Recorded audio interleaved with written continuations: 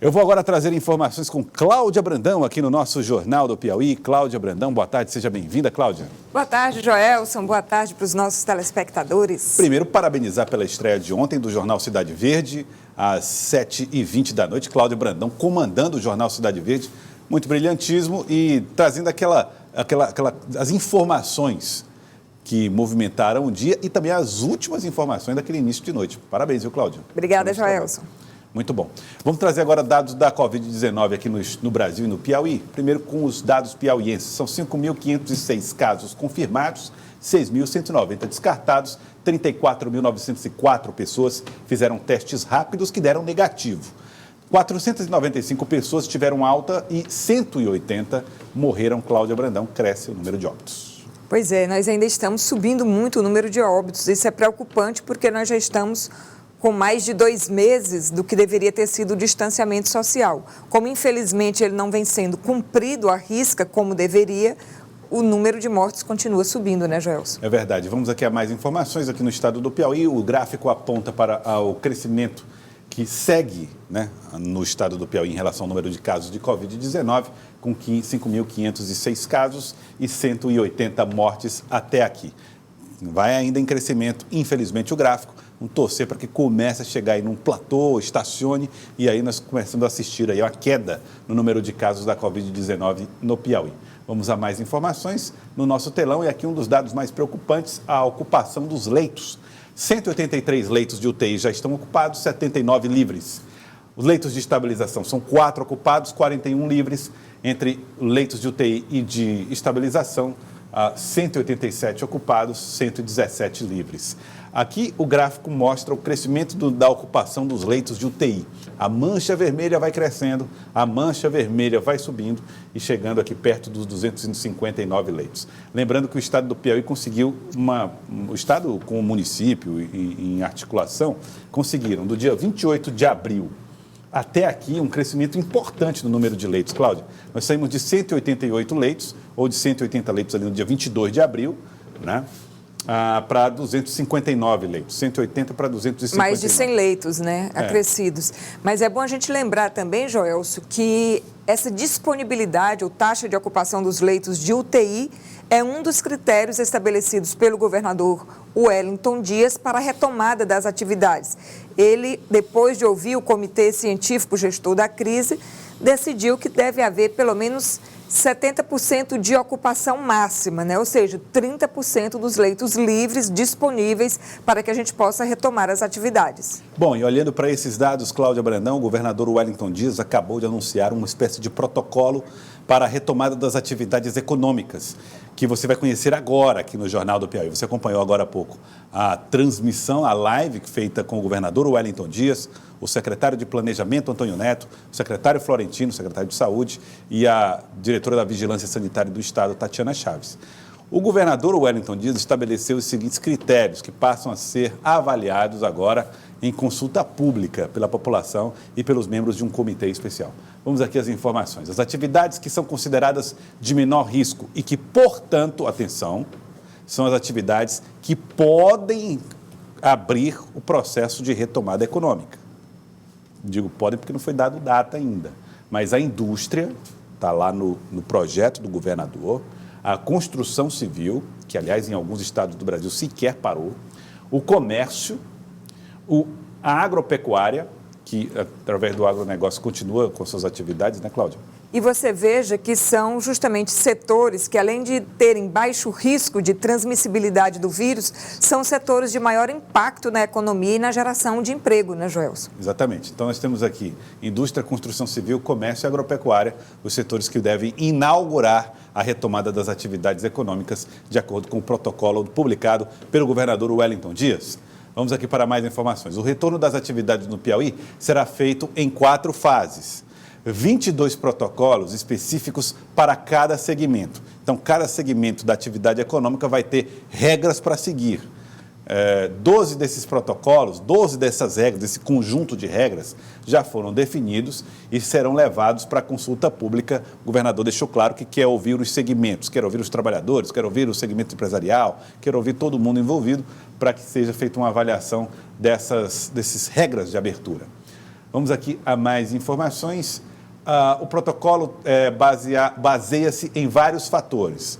Várias questões estão sendo consideradas como diretrizes para a abertura das atividades econômicas, entre elas os grupos de risco, o controle de resíduos e a acessibilidade.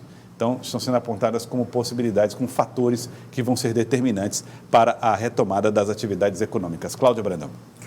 E o secretário de Planejamento, Antônio Neto, também deixou claro que vão ser levados em considerações 30% pelos fatores econômicos, 70% de peso na decisão dessa reabertura das atividades serão definidos pelos critérios epidemiológicos de cada região do estado do Piauí. Tá aí, então, Cláudia Brandão falando conosco a respeito desse assunto. E agora fica uma questão, né, Cláudia? Não se falou em data ainda, né? Não se falou em data. Pois é, o governador havia trabalhado inicialmente com a perspectiva do dia 8 de junho, que é a próxima segunda-feira, uma data que ainda não está descartada de todo. Vai depender justamente de que o Piauí possa atingir esses critérios que foram pré-definidos ou pré-estabelecidos para que a gente possa retomar as atividades. Tá, então vamos aos dados do Brasil, Cláudia Brandão, os dados nacionais. O Brasil tem 526.447 casos confirmados, 29.937 mortes até aqui. 29 mil mortes, estamos chegando aí a 30 mil mortos no Brasil por causa da Covid-19 em tão pouco tempo. Vamos aqui para os gráficos que mostram o desempenho do Brasil nessa curva ascendente de casos da Covid-19 no país. Aqui tem uma pequena desaceleração nessa reta final, Cláudia, mas segue crescendo, mas desacelerou um pouco. Será que nós estamos chegando perto de um platô, Cláudia Brandão? Eu queria muito acreditar nisso, Joelson, mas eu li hoje de manhã um estudo da Universidade Federal do Rio Grande do Sul, em que os cálculos que estão sendo feitos lá é que no dia 20 de junho nós devamos atingir 1 milhão de casos da Covid-19. Ou seja, o que a gente levou em 2 meses para atingir 500 mil, que foi o que nós atingimos agora, eles estão estimando que até o dia 20 de junho o Brasil possa ter mais 500 mil casos da Covid-19. Tomara que os estudos matemáticos da Universidade Federal do Rio Grande do Sul não se confirmem. Então, os dados do mundo, no planeta, nós temos aqui o gráfico que mostra que o Brasil já está na segunda colocação no mundo em função do número de casos de Covid-19. Estados Unidos lidera, são 1.847 casos confirmados, 529.405 no Brasil. Assume a segunda colocação, já desde ontem, e aí tem no número de mortes 30.058 casos, segundo os dados aqui mais atualizados, que colocam o Brasil perdendo para Estados Unidos, perdendo para Reino Unido, perdendo para Itália. Então, já superou também o número de mortes a Espanha, o Brasil... E da França, né? E da França, exatamente, da França também. Então, vamos falar agora, Cláudia Brandão, a respeito dos números ou da ajuda que está sendo colocada para parte da população brasileira. Diante dessa crise econômica que está instalada pela pandemia, muita gente passou a depender do auxílio emergencial. Mas, afinal, você que está recebendo essa ajuda, tem investido no que de fato é preciso? Veja a reportagem de Gorete Santos. Desde que começou a pandemia, Dona Raimunda só faz serviços domésticos na própria casa. A renda de diarista zerou, mas o armário está abastecido. As refeições são garantidas com o pouco que entra do auxílio emergencial e o cuidado dela na administração dos R$600. A gente usa mais para comprar o básico, porque as coisas estão tudo caro, né? Aí a gente está se virando como a gente pode. Porque o salário mínimo já é pouco, né? E aí, R$600 a gente vai se virar como? Tem alguns que tiram para beber alguma cervejinha, alguma coisa, né? Muitos precisam, né? Mas aí tem outros que não. Na casa de César, a situação é semelhante. O mototaxista conta que hoje faz 10% das corridas que tinha há menos de 3 meses. Ao chegar em casa, a maior preocupação é garantir alimento para a família. Esse auxílio do governo federal ele chegou em uma boa hora, até porque um benefício desse no valor estimado de R$600 traz uma garantia de um sustento. Não vai suprir nossas necessidades todas. Eu, como pai de família, tenho mulher e filhos para garantir o sustento. E com essa renda mínima trazida pelo governo federal, a gente já tem que procurar garantir o arroz pelo menos para 20 dias, o feijão, dentre outros, né? Mas está difícil, não está dando. E se essa pandemia ela se expandir, como a OMS garante que ainda não chegou ao pico, o que será de nós? Para os mais consumistas, as vitrines fechadas impedem a tentação de comprar. Mas a internet é um estímulo maior ao gasto desenfreado em tempos de isolamento. Esse especialista lembra, é preciso muita prudência, especialmente diante de uma crise. O que ele tem que fazer nesse momento?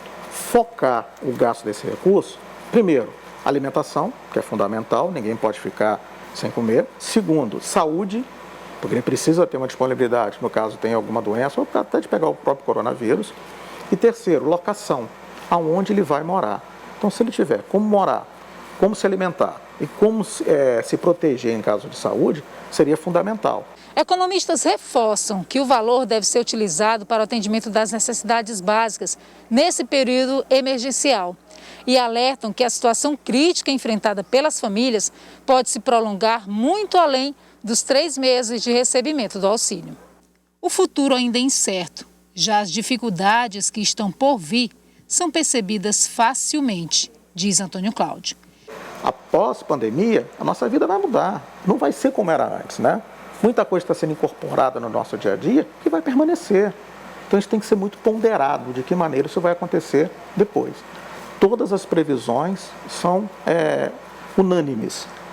O Brasil só vai voltar a uma situação de normalidade no início de 2022. Então aí começa a se perceber a lentidão que isso vai acontecer daqui para frente. Tá, então, Cláudio Brandão, muitos brasileiros dependem desse tipo de renda e muitos brasileiros, pelo que eu percebi na reportagem da Gorete, têm a consciência do que é fundamental, do que é necessário. Será que todos estão assim, né, com essa mesma consciência? Infelizmente não. A gente já sabe de vários acontecimentos e registros de pessoas que não se enquadram dentro do perfil dos necessitados para receber os 600 mil, estão recebendo esse dinheiro para compras de produtos supérfluos e, acredite, Joelson, até para consumo de bebida alcoólica e promoção de festinhas particulares. Mas a verdade é que a grande maioria necessita e necessita muito. Essa pandemia trouxe às claras e revelou de forma assim, muito cristalina a brutal desigualdade social que existe no Brasil. Na verdade, muitas pessoas que vivem como autônomos, que recebem como diaristas, que fazem bicos, precisam desse dinheiro para sobreviver mesmo, para comer. E eu ouvi aí a palavra do especialista dizendo, olha, separe o de comer, mas separe também o da saúde, separe o da habitação. Não dá. R$600 só dá mesmo para garantir a alimentação de uma família, né? É verdade. É a reportagem feita por Gorete Santos. Olha, Cláudio, a Igreja Católica está com uma proposta para a retomada das atividades religiosas e aí estabeleceu o seu próprio protocolo e suas próprias propostas. Vamos acompanhar aqui no nosso telão como é que fica lá as atividades das igrejas em função dessa pandemia. Vamos aqui olhar, aqui está. Proposta de reabertura gradual pós-pandemia das paróquias diaconais e outros serviços na Arquidiocese de Teresina. Os principais pontos abordados foram eles formaram uma comissão, né, que vai tratar da abertura das igrejas na cidade de Teresina, estabelecendo que todos os espaços sejam higienizados frequentemente, no intervalo mínimo de 3 horas. Os espaços físicos serão as igrejas, que devem reorganizar os seus espaços para evitar aglomeração. Então, vai ter um espaço físico... Começa com distanciamento, né? No mínimo aí de 1 metro entre as pessoas, segundo o documento. Nas secretarias, por exemplo, vai fazer o máximo possível para atendimento por telefone, não evitar aquela presença nas secretarias das igrejas. Os espaços vão ser higienizados, no mínimo, frequentemente, no mínimo no intervalo de 3 horas, então vai ter uma higienização. O uso das máscaras vai ser obrigatório em todas as celebrações e no atendimento às pessoas. O uso do álcool em gel também vai ficar disponível e é obrigatório para todos os ambientes. A qualidade de vida, é preciso zelar pela qualidade de vida das pessoas. Portanto, todas as pessoas que estão em grupo de risco vão ser orientadas a acompanhar a celebração e outras atividades religiosas pelas redes sociais. E aí como é que fica a comunhão, a eucarística, né? A Eucaristia? A Sagrada Comunhão nas missas vai ser dada aos fiéis somente em uma espécie, pão consagrado. E ou na seja, mão do nada fiel. Mais de mergulhar no cálice do vinho, né? Então vai ser só a hóstia. mantenha-se também, no momento da fila da comunhão, o distanciamento estabelecido pela OMS, como já tratamos no documento. Então, o distanciamento tratado é de 1 metro. Então, você vai ter ali uma fila de 1 metro, né, Cláudio, de distância entre um fiel e outro, para garantir que possam comungar. Me surgiu uma dúvida agora, Joelson. Quando você chega hoje no supermercado, ou até mesmo na farmácia, por exemplo, como está normalmente com uma entrada apenas, fica um funcionário controlando. Atingiu o número máximo, limite de clientes, ele segura o restante dos clientes lá fora e vai permitindo a entrada à medida que vai saindo outro. A cada cliente que sai, entra um novo cliente. As igrejas devem funcionar com as portas todas abertas por uma questão de ventilação, não permitir que o vírus fique fechado. Vai ter gente proibindo a entrada de novos fiéis quando o total já estiver completo? Possível. São questões que a igreja deve estar estudando. Lembrando que isso aqui não é uma afirmação de que vai voltar e que vai voltar agora. Isso é uma proposta da igreja, que ainda não foi aceita, para que haja a retomada das celebrações com determinados cuidados. A igreja também tentando estabelecer regras de proteção aos seus fiéis. A gente lembra que a Igreja Católica foi uma das primeiras a adotarem logo o distanciamento social. Tão logo baixaram os decretos de distanciamento, a igreja suspendeu as cerimônias públicas. A gente viu a primeira vez na vida, né, uma Semana Santa com todo mundo à distância, acompanhando pelas redes sociais e vem cumprindo isso fielmente, inclusive pedindo aos fiéis que permaneçam em casa. E agora está já estudando os protocolos para quando for autorizada a reabertura das celebrações litúrgicas, ocorram dentro de um ambiente de segurança, tanto para os pastores, para os padres, sacerdotes, diáconos, quanto para os fiéis. Cláudia Brandão, quero agradecer a você. Muito obrigado, Cláudia. Obrigada, Joelson. Boa tarde. Boa tarde, Cláudia Brandão. Eu espero você à noite às 7h20 aqui no Jornal Cidade Verde. Isso é importante lembrar. 7h20 da noite, Cláudia Brandão com o Jornal Cidade Verde.